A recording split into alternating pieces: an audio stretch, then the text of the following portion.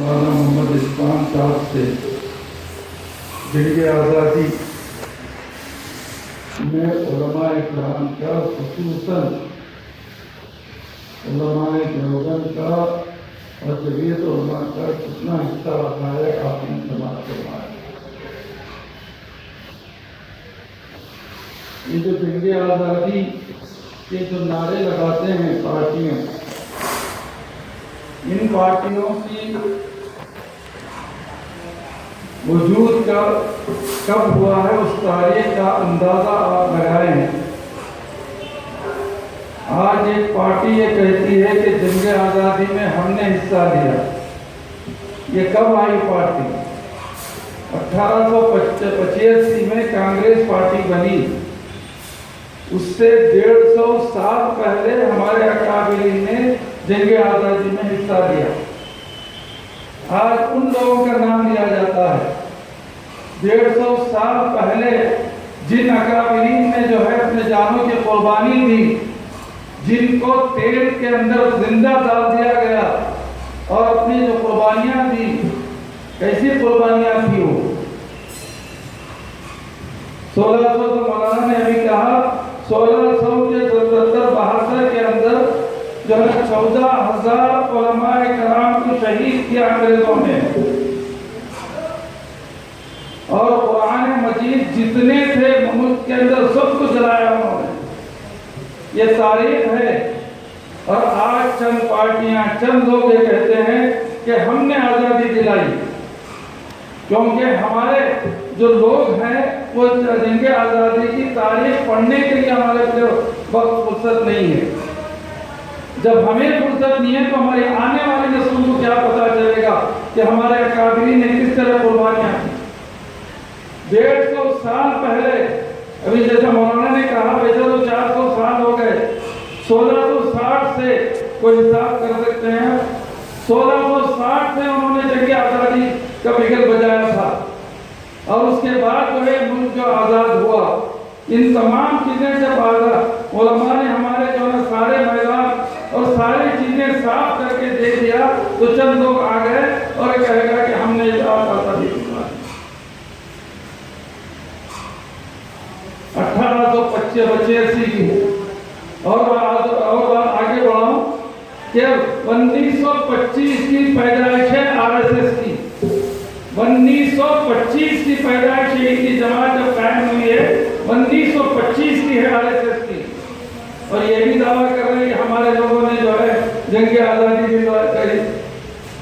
یہ کہاں ہے؟ ہمارے اکابرین کو جو ہے ختم کرنے کے لیے، ہمارے اکابرین کی تاریخ کو جھٹلانے کے لیے، چاہے وہ پہلے کی حکومت ہو، 60 سالہ حکومت جو کی ہو، یا یہ حکومت ہے، کسی نے ہمارے اکابرین کی جو ہے تاریخ کو بیان نہیں کیا۔ چند دن تک تو مولانا آزاد کے بیان کرتے تھے، مولانا آزاد کا نام لیتے تھے، وہ بھی پچھلے 10 سال سے بند کر دیا گیا کہ مولانا آزاد کے نام کو بھی ہٹا دیا گیا۔ قوم زندہ رہتی ہے اپنے ماضی کی جو نا ماضی کے جو نا قربانی کو یاد کرتے۔ ہم نے اپنے ماضی کے اکابرین کی قربانی کو بلا دیا۔ آج ہمارے بچے کو کہیں کہ بھائی جنگ آزادی کس نے دلایا، جو اسکول اور کالج میں پڑھ رہا، وہ کیا کہتا ہے کہ پنڈت نہرو صاحب یا گاندھی جی یہ لوگوں نے آزادی دلوائی۔ یہ کب آئے؟ 1600 سے 72 میں 1660 سے جنگ آزادی لڑی جا رہی ہے۔ شاہ ولی اللہ صاحب محدث دہلوی رحمۃ اللہ علیہ کے بڑے فرزند شاہ عبدالعزیز علیہ رحمہ، جو سب سے پہلے فتویٰ دیے، جسے مولانا نے کہا، کس نے دیا اس ملک کے خلاف؟ کس نے دیا 1672 میں فتویٰ؟ کس نے دیا اس ملک کے انگریزوں کو بھاگنا چاہیے اور انگریزوں کو اس ملک سے نکالنا چاہیے؟ یہ ساری چیزیں ہمیں یاد نہیں، نہ ہمارے جو بچوں کو یاد ہے۔ میرے بھائی، ہمیں چاہیے کہ ہماری ان تاریخ کو جو علماء ہمارے ملک کے اندر آزادی دلوائی ہے، اس آزادی کے تاریخ کو ہم اپنے بچوں کو بھی پڑھائیں، اپنے گھر کے خواتین کو بھی بتائیں کہ ہم نے کتنا جو ہمارے اکابرین نے اس ملک کے لیے اپنی جانیں کو نثار کی۔ کیسی جو ہے پریشانیاں، ابھی جو مولانا نے کہا مواجہت آندولی کا کس طرح تھا وہ، آپ غور کر سکتے کہ آج کل کا جیل نہیں تھا یہ، انگریز کا تو جیل یہ تھا कि हमने किताबों में पढ़ा है कि जो है ना 3 फीट चौड़ा और 10 फीट लंबा और 20 फीट ऊंचा, और खाली ऊपर 108 टापदान रहते थे खाली हवा को आने जाने के लिए। इनमें इन्होंने सालों गुजारा है, सिर्फ 24 घंटे में एक मरतबा 10-5 मिनट के लिए बाहर निकाला जाता था। क्यों? इसलिए कि वो कहते थे कि अंग्रेज की हुकूमत को कबूल कर लो, तुमको आज़ादी मिल जाएगी। आज हमको हमारे अकाबरीन ने आज़ादी दिलवाई। इस आज़ादी मुल्क के अंदर हम सांस ले रहे हैं, आज़ाद होकर सांस ले रहे हैं। हमारे अकाबरीन ने तो कुर्बानी पेश की, कैसी कैसी कुर्बानी पेश की। इस मुल्क को इत्तेहाद, इत्तफाक और अमन और सलामती के लिए उन तमाम चीज़ों को, अपने हिंदू भाइयों को भी साथ दिया और उनको जो है आगे बढ़ाया, और दोनों को आगे बढ़ चलते रहे।